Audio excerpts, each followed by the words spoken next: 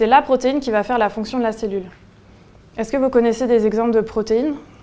Sensibiliser les jeunes aux maladies génétiques et à la recherche, Laurine Buscara, 38 ans, est directeur d'études dans le laboratoire Généton à Évry-Courcouronnes. Le 17 novembre dernier, elle rencontrait une classe de première du lycée de Villaroy à Guyancourt dans le cadre du programme 1000 chercheurs dans les écoles. Présentation des pathologies rares et des différents traitements. Un travail de vulgarisation nécessaire pour expliquer l'utilisation des dons de l'AFM Téléthon et créer des vocations.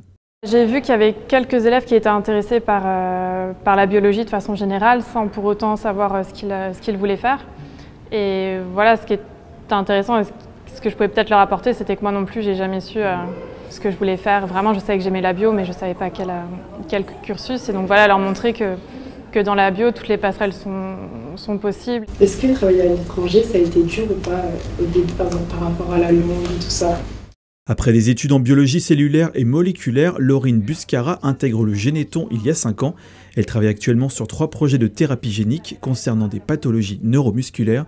Face à cette vingtaine de lycéens en spécialité SVT, la chercheuse a pu présenter sa profession. Des explications enrichissantes, quoique complexes.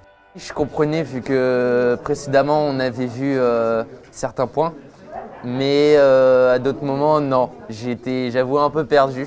Au lycée, on apprend, on voit les matières, tout ça, mais on ne se rend pas vraiment compte ce qu'il y a derrière et justement toutes les possibilités de métier et de parcours, donc c'était très intéressant. Durant cette 11e édition de 1000 chercheurs dans les écoles, plus de 300 établissements ont ouvert leurs portes dans toute la France. Une première approche pour éveiller la curiosité autour de la science pour les 40 000 élèves participants.